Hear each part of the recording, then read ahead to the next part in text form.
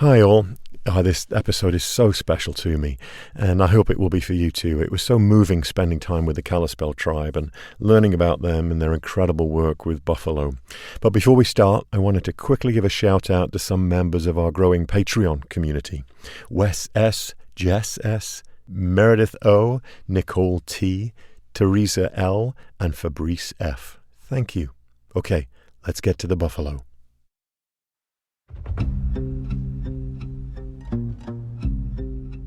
Imagine you're looking at the Pacific Northwest from above. Washington State is a big rectangle with the lush forests and waters of Puget Sound bitten out of the top left corner. Head east and you come to a steep mountain range, the Cascades, covered in jagged peaks, licked by glaciers. Keep going and you cross the Columbia Basin, a giant rolling prairie carpeted in wheat fields and corn. You're now almost all the way to the right-hand edge of the rectangle, just short of Idaho. Stop when you reach a narrow 8-mile by half-mile strip of land. This is the Kalispel Indian Reservation, home of the Kalispel people. And right in the middle of it is a ranch. Not for horses or cattle, but for an animal that once roamed the Great Plains and prairies of North America in their tens of millions. Buffalo. Hunted to near extinction by white settlers, they disappeared off the plains, their numbers plummeting to just a few hundred. Now, you might have heard about efforts to bring them back to the wild, but there's another buffalo story that you don't hear so often. And right here, at the heart of it all, are the Buffalo Boys, a team of tribal members whose job it is to keep the buffalo well-fed and healthy. It's a way to honor tradition and a culture that's centuries old. And the buffalo have become a nourishing source of food for the tribe. They usually give birth in the spring, but every once in a while we'll get a couple cows that give birth late, real late. I think the latest one we've ever had was December. Oh, wow. And I was like, oh, yeah, that's when the best are born. Heck yeah, that's my birthday. Yeah. The strongest ones are born in December, that's right. This buffalo story starts thousands of years ago, but it is about today and the powerful pride of a lineage of tribal cousins, brothers, uncles, and sons who are out to make sure that this magnificent creature will forever be a part of a small tribe that lives in this quiet corner of today's Washington state. This is the third generation of the Buffalo Boys, as now they're called, the third generation from those men that are running this. And now having their grandsons be the ones to be known as the Buffalo Boys. It's amazing. From KUOW in Seattle and Chris Morgan Wildlife, welcome to the wild.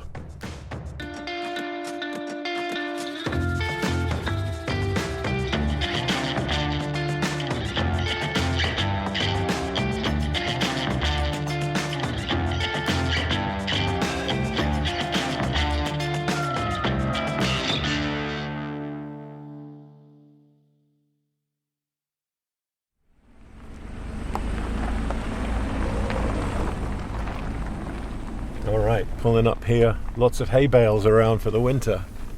I've driven 400 miles eastwards from my home on the Washington state coast to learn what's happening here. I crossed the entire state, watching the mountains and plains unroll through my truck's windshield. In the little town of Usk, I cross the glistening Pend Oreille River and pull onto KUOW Park Road. There are two big fields, surrounded by electric fences.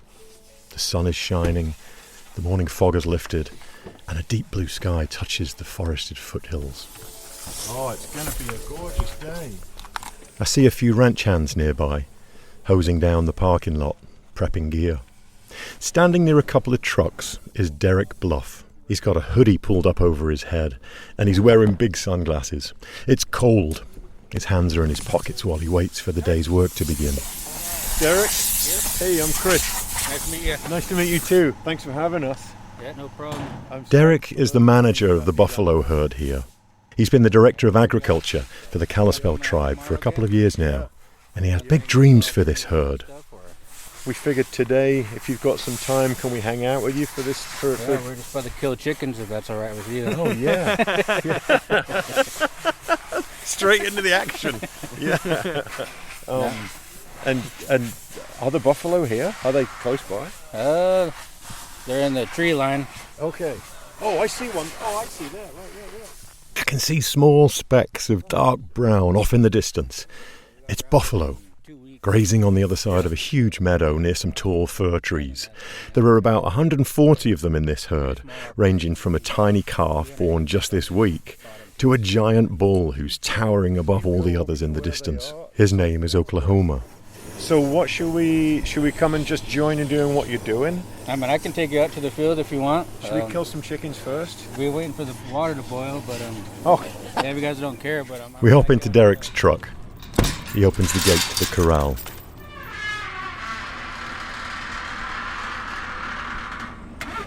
And we start driving over the bumpy meadow towards the buffalo. Is it still exciting for you, or are you just like, just another buffalo? Yeah, not really exciting no more. Oh. That was not the answer I was looking for.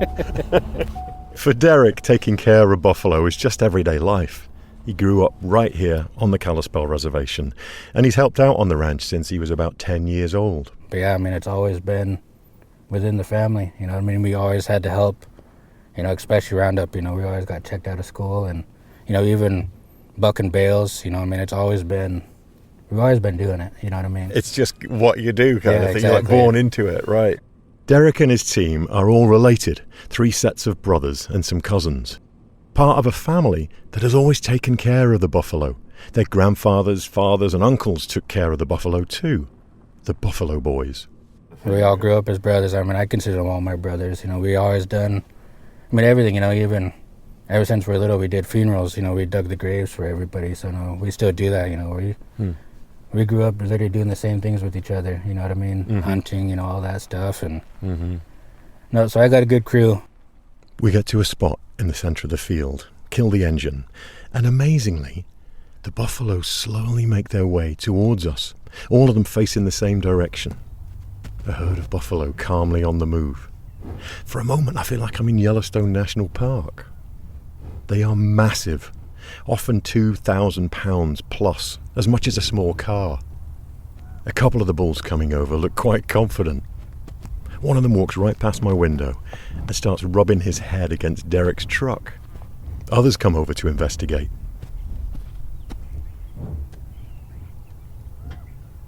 This one's stomping over towards us here. They probably think I got oats. Is that right? It's breakfast time. Is that another male? Yeah, that's another bull. Wow, what a magnificent animal. Unbelievable. Oh, they're all coming over.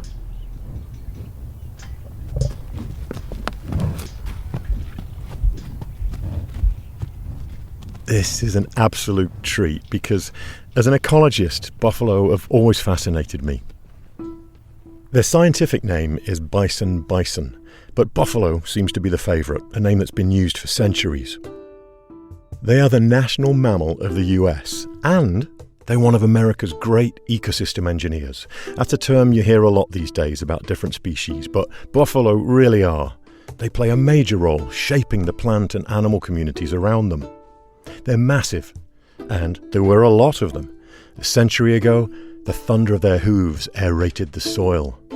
Their huge appetites pruned the vegetation, helping it to regenerate. When they rolled on their backs, they created wallows that filled with water after the rain, providing habitat for insects and birds. Their fur made good nest-building material, and even their dung added nutrients to the soil. Many Native American tribes, including the Kalispel, depended on them, and they revered them. Buffalo managed all of this because they had the freedom of the open plains, migrating dozens of miles across the landscape to find the best food as the seasons changed. Hiding from the weather in sheltered valleys, coming back to the best pastures in early spring to give birth. But here in the hills of eastern Washington state, this modern herd is on a ranch. And when they're behind a fence, it's a little different from managing a herd in the wild. What's the playbook? What's the guidebook on how to manage 135 buffalo? What are some of the basics? As long as they have feed and water, they're happy. You know what I mean?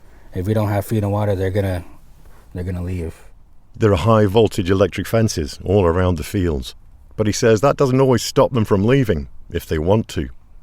You know, we've seen bulls jump up, 8 feet, over gates, you know what I mean? Nothing stops them, you know what I mean? These fences don't really mean anything. It's kind of like a suggestion, like, hey, we're going to feed you in here, stay here. But if they wanted to, they could just plow right through it easily, and they do every year. I mean, It happens every year. Is that right? Yeah. Even though this meadow is pretty big, a couple of 100 acres, for an animal that evolved on the plains, a confined life can create complications. So the buffalo boys are ever watchful of the herd. Like with any captive animal, they have to monitor for diseases. Once a year, they do a roundup, corralling the herd to vaccinate them against parasites and do a thorough health check and to look for any signs of weakness. These are precious animals.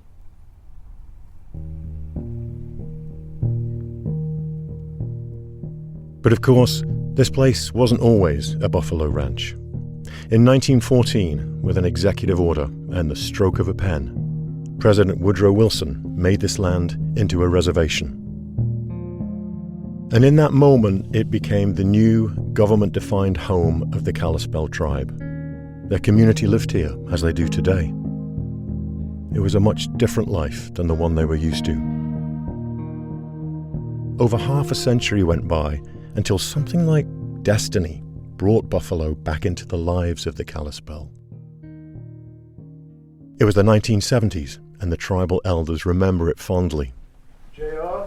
JR, hi, I'm Chris. Hey, Chris. Nice to meet you. meet you. Thanks for I sit down with Derek's uncle, J.R. Bluff.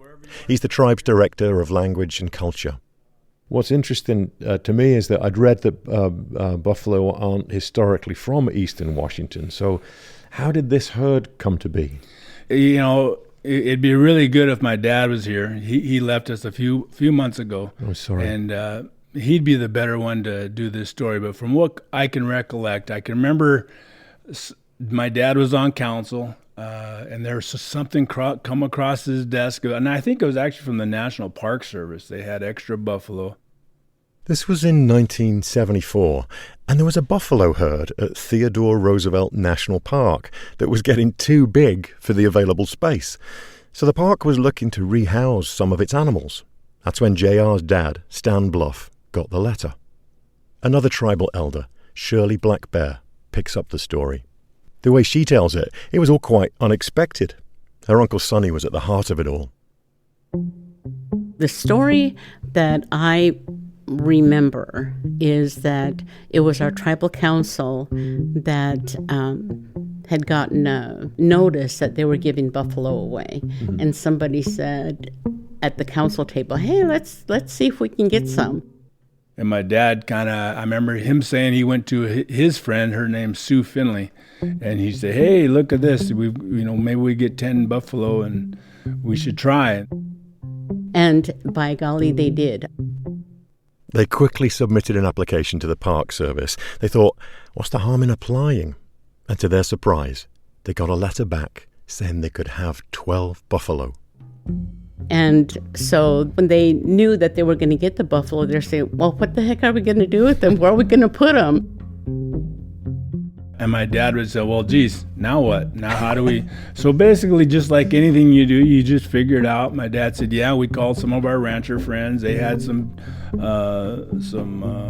horse haulers or something. So we borrowed their rigs. They got a couple people. They went and got them. They brought them back, and they just delivered them. And wow. It was like, looks like we're in the buffalo game. Just like that, they were in the buffalo game. They already had a couple of parcels of reservation land for cows, so at least they had some fencing in place. Was it buffalo-proof? Not exactly. Those first buffalo brought with them a little chaos, and by the sound of things, some entertainment too. I really think it was just on the job. How do you deal with a 2,000-pound bull that wire's not going to stop them? And I remember early, the buffalo were out all the time. Dad could get phone calls, and they'd come in the house, and And they say, hey, you got a buffalo out? And it's like, well, what am I going to do? How do you get a buffalo to come back? Shirley remembers the excitement of the first roundups back then. They were a joyful community gathering. Some of the women would cook stew and Indian fry bread, and they'd all gather around a bonfire. The ranch hands would run the buffalo in, herding them on horseback. You could see buffalo coming in so fast and hard that they'd hit the fence, and sometimes, the fence would, vibrate Shake, because there was so much strength. And if you could imagine seeing them running in slow motion, it's like their hump is rolling, their fur is kind of going, and their feet are kicking up a little bit of dust. It's beautiful. Part of what made it so beautiful was that the buffalo provided the Kalispel people with a cultural lifeline. Shirley grew up in the 60s, and she tells me that the tribe didn't have much. They were very poor. No indoor plumbing. Some homes didn't have electricity. No sink with hot water. We had a shack that my grandpa had built for my grandma, and it had a cellar. We had a wringer washer and a tub where we rinsed, and that was also where our bathhouse was. Had a little potbelly stove in there, but that was life. They were hard times, but Shirley doesn't remember it that way. She smiles as she describes the scene. We didn't miss the things that we didn't have. We had firewood, we had a warm meal all the time, and that was one of the things that my grandma used to do when we'd get visitors. She always had biscuits and dry meat on the table, and she'd have it covered with a dish towel. Anytime anybody came in, she would tell my mom and my aunt, you guys make them something to eat. And if it got late at night, my grandmother would give them some blankets, they'd make a bed on the floor, and they'd spend the night. So those first buffalo meant more than just the making of fond memories. The buffalo gave the Kalispel the very real potential for a homegrown food source. A healthy one, too. It was powerful, something that gave the tribe some new pride. It was just a way to say, we can sustain ourselves. We can be freestanding. We don't need to rely on others. We can take care of this ourselves. So I think a lot of it is just being in charge, being our self-sufficient. Shortly after the buffalo arrived, the tribe started a tradition to celebrate what the animals brought back to them and their culture. An annual powwow. The Buffalo Boys would cook buffalo meat and feed everyone. Tribal members and anyone else who showed up to dance and tell stories together, with drums beating and the buffalo stew bubbling. I think it was a pride for the Kalispel people that, we can feed all of our visitors, we can spread meat throughout the reservation now and provide, for families that don't have hunters or the elderly. And to this day, they still do it. They deliver buffalo meat to our elder households once a month. And it's a staple that, it's not only good for you, but it's something that I think the Buffalo Boys take pride in.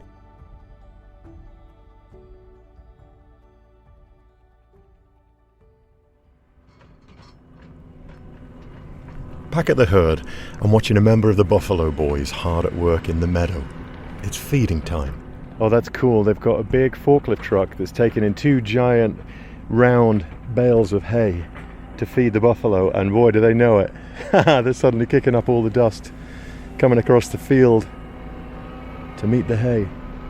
During the growing season, the buffalo graze on the ranch's lush grass. The Buffalo Boys rotate them from field to field so they don't eat it down to the dirt. But when the weather cools in the fall, there's not as much fresh growth, so they bring in hay for extra nourishment. The forklift driver takes a break and wanders over to chat with me at the fence line. What's going on? What are you doing? Nothing much, just feeding. How's your guys' day going? He has a big smile on his face. This is Nolan Finley. He's 30 years old and a relative of Derek and Shirley. They still feel like wild animals a bit, don't they? Do you know what I mean? It's like they've got that spirit about them. Oh yeah. They definitely, like our big guys, Like we got a guy from Oklahoma. He's like I think he's our biggest guy right now, but you can kind of see the top of his hump right there. Oh yeah, right in the middle. Yep. He definitely knows how big he is, and it's pretty hard to persuade him to do what you want. It's pretty fun. I sure enjoy working with these animals. What is it you like about them? Just having fun with them. I love it. Yeah. Nolan's been working here his whole life. He says he can't picture himself doing anything else. His older brother and his twin brother Miles work here as buffalo boys too. I can already sense there's probably a lot of brotherly teasing that goes on. We don't look like twins. Really? Yeah, he looks like a cowboy, I look like an Indian. Me and him have been rivals ever since. That's what everybody calls us around here, is cowboy and Indian. Really? Yeah, all of our friends over across the river. Yeah. Yeah, because he's pretty pale compared to me. Really? He's a lot bigger guy too. Yeah. Yeah, I'm more of a sneaky little Indian. You know? I'm the one sneaking through teepees and stuff. Yeah. But yeah, I can't imagine doing this job without him either. Love that guy. There's teasing, but there's serious work to focus on too, especially when it comes to the new life in the herd. We got a fresh calf right there too. It's an orange one. Oh wow, tiny little thing. Yeah, I don't know if you can see him too good from Just that angle. I could, yeah, just right there, light brown colour. Yeah.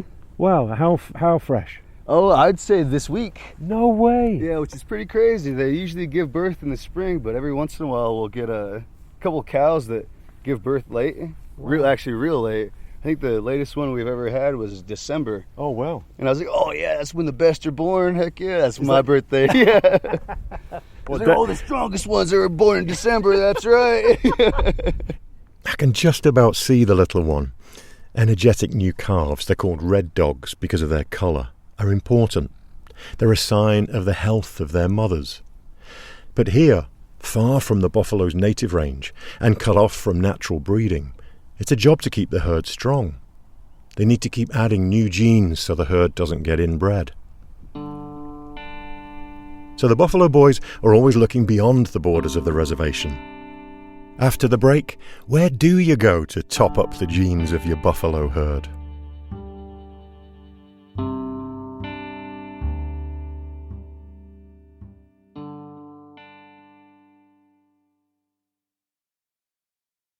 Hello, wildlings. I hope you're enjoying the buffalo episode. We had so many amazing conversations during this trip, and we couldn't fit them all into one episode. So I'm excited to share an extended interview with you over on our Patreon. This first one is my conversation with Shirley Blackbear. What a wonderful name. Can you tell I'm jealous? We'll have her extended interview out on Patreon in the next few weeks, so keep an eye out. You can find a link to Patreon in the show notes of this episode. All right, back to the buffalo. So this is our country. It goes all the way up to Clark Fork, Flathead Lake. That's Ponderay Lake.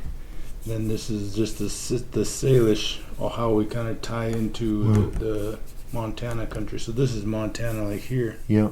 I'm in JR's office, the Kalispel Tribal Elder, and he's showing me a fascinating paper map of the Kalispel tribe's original territory. It's coloured in blue and spreads from where we are in today's Washington, across the top of Idaho, and at least halfway across Montana, way beyond the 8-mile strip of today's reservation. That really brings it to life, doesn't it? Forget these borders, right? Yeah. I mean, this was where your peoples were, and yeah. That's where they found us. As recently as the 1870s, the Kalispel tribe never stayed long in one place. Like the buffalo, they moved with the seasons, creating a rhythm they developed over thousands of years. They had camps all through this region that now spans 3 American states. Back in history, I mean, we traveled to the buffalo. And that meant a long journey eastwards, over the mountains. Sometimes it started right here at one of their winter camps on the Ponderay River. They'd launch canoes and head upriver towards Montana. There was a name for this route. They called it the Buffalo Trail. We had camps from all along the river, all the way to Montana, all the way to Thompson Falls, that whole northern Idaho, western Montana. And then basically our road to the buffalo went that way. And you'd go kill buffalo and bring the meat back. Bring it all back, just Wow. the meat. And they would, and over the mountain ranges. and they would take care of it all over there. I mean, it's not like us, like today we would haul it back here. No, the work was done there. The camps scattered across the land offered different opportunities for hunting and gathering. In some places, the tribe picked berries. At others, they caught salmon. There was elk and, of course, buffalo hunting. Everyone kind of had say, oh yeah, I'm definitely a salmon camp, so I might be in there drying the salmon. Same with the buffalo. You're processing all that, not just the meat. You're taking care of the horns, the hide, the towel, everything, all that food, taking care of it there and then coming home. And bringing it back on horseback. And you did it all, you did it for the tribe. It wasn't mine, it was ours. Hunting buffalo was tough and began with a 350-mile journey, one way, just to get to the hunting grounds on the plains. We might be thinking, okay, we're going to go hunting next month, so we just start working with our families up that. And then all of a sudden we're already in Montana. And along the way we might pick up our relations. So there's Kalispels from here all the way to St. Ignatius to Missoula, Montana. So we were all Kalispels. So as we went, we would just slowly grab our party and we'd continue on to the plains. I don't think it was a big deal. Well, today we think it's a big deal, but it's what they did. The hunting expeditions lasted weeks, long enough to gather enough hides and dried meat for the winter. Then they turned around and began the long journey home. But then, as the 1800s came to a close, this whole way of life ended. And I can tell J.R. is being very diplomatic when he describes why that happened.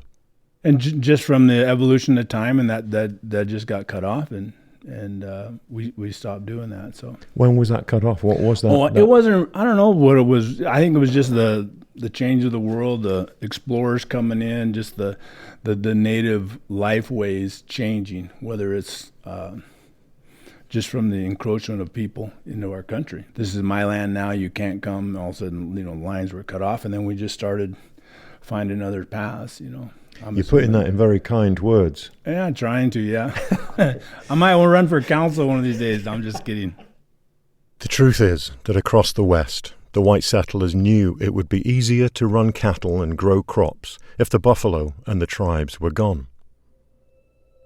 Professional hunters came in, protected by the U.S. Army, and between 1850 and 1900, they killed millions of buffalo. There are shocking black and white photographs of their skulls piled 3 stories high, with white hunters standing proudly on top. The marksmen made money from the meat and hides, and at the same time, it was a brutal strategy to rob the tribes of their subsistence, their food. All told, an estimated 40 million buffalo were killed, and untold numbers of indigenous people lost their lives and lost their way of life. Basically, once those buffalo broke out of their natural and accustomed lifestyles, because we're tied together, it affected ours too. We're talking lifeways. This is how we survived. The Kalispel had never thought that moving across the landscape to catch salmon and hunt buffalo was a burden. It was what made them into Kalispel people. Their traditions, their family stories, and their ceremonies were all tied to these seasonal journeys. And those were being taken away too.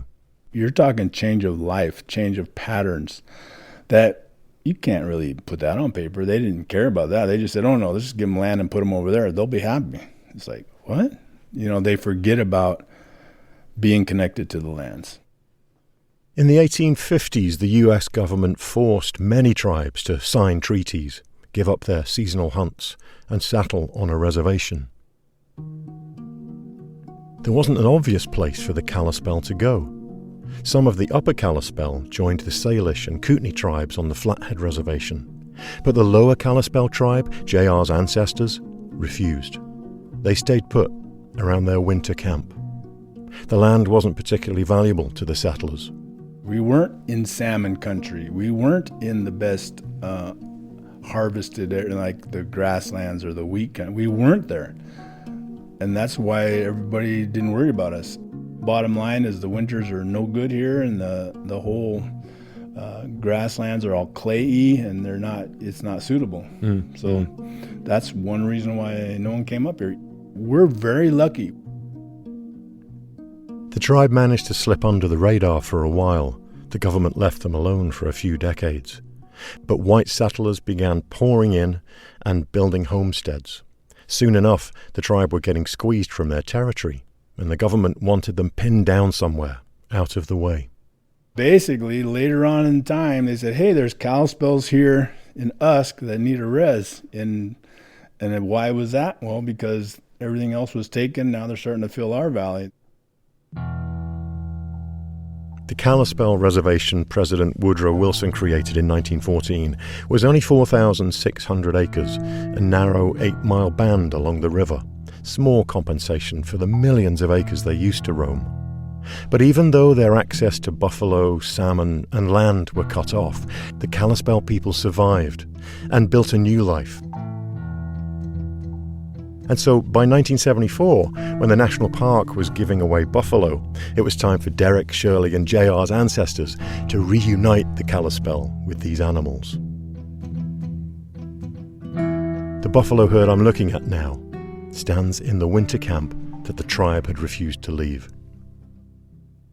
For JR, the buffalo are a powerful reminder of roots and the buffalo trail of the past. Seeing the physical buffalo, it is a glimpse of our past. And then it reminds us, oh yeah, that's right. We went upriver. Oh yeah, that's right. We went by that medicine tree. We gave our offerings and we thanked Coyote for killing the mean mountain sheep. So that's the stories that it just, yeah. And then when you get there, there's lost stories of how did we set up camp? How did we prepare it? How did we take care of it? How did we travel it back? Did we do different trips? Those are the things that I feel are going to come back. Having this small ranch with 100 or so buffalo behind electric fences is a far cry from the traditional journey to the Great Plains.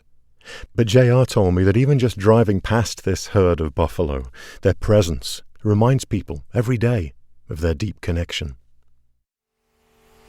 Hey, Derek. Back on the ranch, I joined Derek next to the field and a fenced paddock with a big gate. How's it going? Good. Good. What time are they due in? Probably about an hour? Oh, an hour from now? Yeah. Okay. And I told them, I'm excited because today I get to witness something special. Derek seems as chilled as ever. How are you feeling right now? Are you... No, I'm not nervous. I guess we do this probably 4 or 5 times a year. Even so, it's a big day. Today, it's time to welcome some new arrivals to join the Kalispel herd. The Kalispel are part of what's called the Intertribal Buffalo Council, a collaboration of more than 80 tribal nations that are restoring buffalo to tribal lands. In partnership with the Nature Conservancy, the council's members take care of over 20,000 buffalo on 1 million acres spread across the U.S. Whenever one herd has surplus animals, the council will find a willing taker among its members, like a buffalo swap meet. The buffalo arriving today have had a very long drive, all the way from Montana. Derek makes a phone call to Nolan's twin brother Miles to check in on their progress. He's probably going to say something stupid, just so you know. Good. Hello. Where you at? We're just about to pass Stupid Creek. Oh, okay. Alright, well, we'll be here. Yeah, we'll be down in a couple of minutes. Alright, see ya.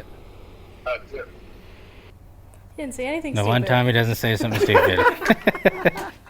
These buffalo are being sent as a gift from the Upper Kalispel tribe that relocated to the Flathead Reservation in Montana. It's a special way for the Kalispel to help each other. You know, we've seen them at powwow, and one of them mentioned that they have 6 that they'd like to donate to us, and that's kind of how it came about. You know, so.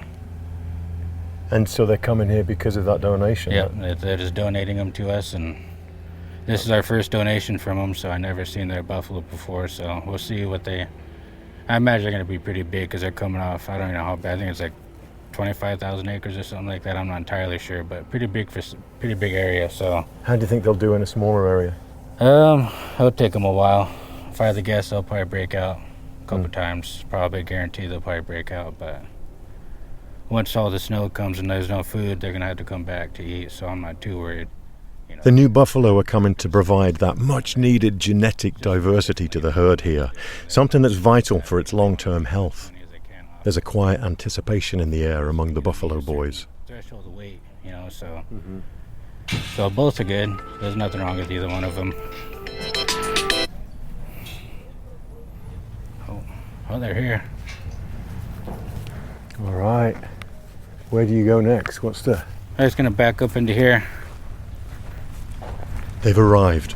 Derek oversees things as Miles reverses a big trailer to the gate of the paddock, away from the main herd. I stand on my tiptoes to see, and there they are, 6 beautiful buffalo. I can see the whites of their eyes, straining to look back at me over the trailer wall. Their curved brown horns are sticking up from the gaps in the top of the trailer, and hooves and heads are clanging against the metal from inside. Oh, yeah, you can see their horns sticking out from the top. The whole thing is shaking, wheels pressing into the dirt, carrying 8,000 pounds of buffalo. What's your first impressions? Yeah, they're pretty big. I mean, they're pretty decent size, so I'm impressed. I'm happy. Hey, you guys go take a look? Go ahead. 2 buffalo boys pull open the wide trailer doors. You guys ready? Sure. And one by one, the new animals come running out.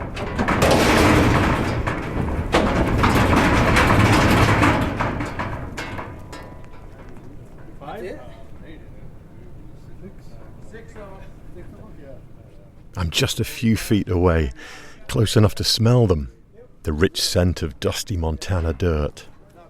The 7 buffalo boys lean against the corral fence, checking out the newcomers.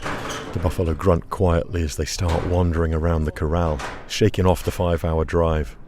Derek and his crew have spread some hay for them as a welcome, and the newcomers dig right in. Welcome to your new home, buddies. 2 of them have got heads full of hay right now. They look like hay wigs. Couple of trendsetters. Yeah, it's catching on. Miles gives me the lowdown. Yeah, you can see that guy right there. Yeah. The hay, that's a bull. Yeah. And the one with hay on his head right here is a bull. Oh, yeah. Rest are cows. Oh, it's pretty obvious when you look between the legs. You eh? can see the paintbrush, yeah. The paintbrush, is that what you call it? Yeah. Oh, cool. They've got their beady eye on us, haven't they? They're wondering where they've landed. Yeah. A little bit different terrain from where they came from, though. Yeah.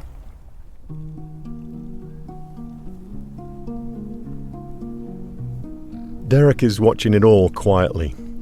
It feels like the small size of their new home weighs on him a bit. You know, like I said, it's a big change for them. They're coming off, big acres, to 300. It's a big change for them. What do you think that's like for them? Probably not good. I don't enjoy it myself either. That's why I'm trying to work on doing some open grazing. I'm trying to get people on board about, we'll just let them out. We'll just let them graze the reservation. That'll give them, 8,000 acres, to roam and graze upon instead of 300. It's going to take some convincing of the locals to let buffalo roam freely on the reservation, but I understand why that goal is important. I asked JR about the space too, how he feels about the buffalo being confined.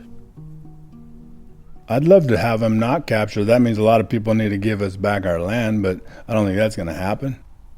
I mean, basically our Aboriginal ground was 15 million acres. Hey, we'll take every fence down and you give us our 15 million acres back. Not a problem, So I think it's just the reality of today. Does it diminish the cultural value of the buffalo in I don't any way? think so. I don't. No. I mean, yeah, if you're comparing it back to when we traveled, it's not the same. I think that's the evolution of culture. That's the evolution of a people. We as people, you have to evolve. We are evolving. We try to hold on to these things that gave us the strength. And the buffalo is just one piece of this whole puzzle. Mm-hmm. It's not the answer. It's part of the answer. Mm. The buffalo mean different things to different people here. For JR, it's mainly about restoring culture and the traditions of his ancestors. For Derek, it's about providing his community with nutritious food. My main goal is food security for my county. That's my goal. I want everybody happy and fed. Is it working? It is. I started donating to, like child welfare cases and stuff like that. Kids, have been, in homes and stuff. I'll donate meat to them, and so I donate to a wide variety of people that need it the most, and all tribal? Most tribal, I do non-tribal as well. Like I said, everyone's different. Me personally, I don't really see tribal and non-tribal. I see someone who's in need. I don't care if you're enrolled or not enrolled. If you need something, you're welcome to come down and get what you need. One buffalo can feed 30 families. Sharing and looking after their elders is how the Kalispel have always lived, and Derek is dedicated to passing this on. Every year, he enrolls 6 teenagers to join the Buffalo Boys for the summer. They learn how to process the meat, shoot them, gut them, skin them. He teaches it to kids at the local school as well. I just want to teach them basic skills, if they ever come across a carcass or ever hunt something, I want them to be able to have the skill to do it without wasting anything. We always tell them no waste. If you shoot something, you got to intend to eat it. You know what I mean? That's just how it is. You don't kill for fun, you kill for food. Derek even has a program with the buffalo to help military vets. He doesn't seem drawn to making a profit. Some people like to, want to do more commercial, but I'm like, no, I'm the manager of this program. I'm going to do it the way I see fit, you know what I mean? As long as I'm in charge, this is the way it's going to be. It seems like each generation of the Buffalo Boys builds on the knowledge of the last, tweaks the approach a bit, learns from the past. It's been an incredibly uplifting few days meeting the warm-hearted Kalispel people, seeing everything they have going on here. An honour to be among them. The deep sense of family and history, the teasing and laughter. It feels inviting. And it's not just me. Last August, the annual powwow dancing and feasting ceremony, the one that began in the 1970s, welcomed over 3,000 people from all walks of life to celebrate. Bringing buffalo to the reservation won't solve all the challenges the Kalispel face. There's no great seasonal migrations coming back. The Kalispel's way of life is different now. But the buffalo seem to be here for a reason. I turned to JR. I think in this crazy world, there's a lot of different trails out there that people get on. They forget trails. There's so many trails for our youth, our young adults, our elders. There's just too many easy trails to take in this world. We just need to be reminded that we had a pretty good trail. Our ancestors walked very good trails, and those are valuable, and that's really all we need to do to be successful. I asked Shirley Blackbear, what would she like to see here, say 100 years from now? Oh my gosh. 100 years from now, all I would hope for is that we still have the community relationships that we have now. I would hope that the Buffalo Boys pass it on to their sons and their children. And I hope that they tell stories. This is the way we used to do it, or, oh, do you remember when so-and-so did this? I hope that the boys are still called the Buffalo Boys, and that the buffalo are still thriving, and that we're still sharing. That's what I would like to see in 100 years.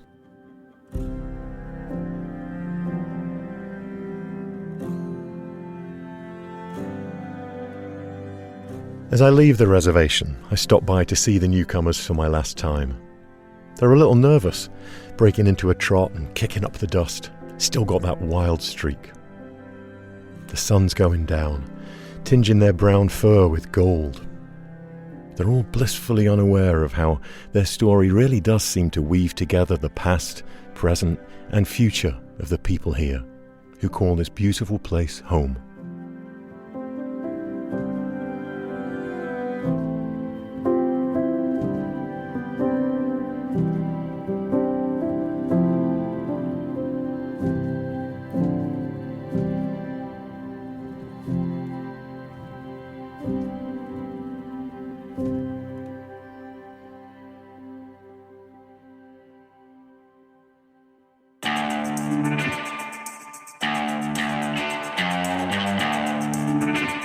Thanks for listening to The Wild.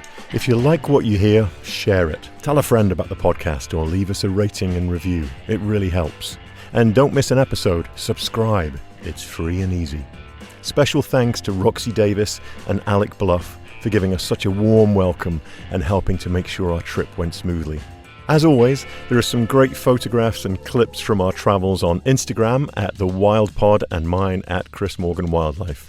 The Wild is a production of KUOW in Seattle and Chris Morgan Wildlife, with support from Wildlife Media. Lucy Soucek produced this episode.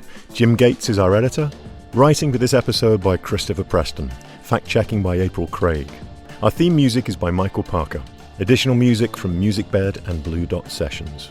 The Wild is hosted, produced and written by me, Chris Morgan. A very special thank you for their kind financial support to Jill and Scott Walker, Rose Letwin, Ellen Ferguson, the Isdell family, Anna Kimball, Barbara Stallman, John Taylor, Paul Lister, Bob Yellowlees, and John and Julie Hanson. Take care of yourselves and do what you can to take care of our beautiful planet. Thanks so much for listening.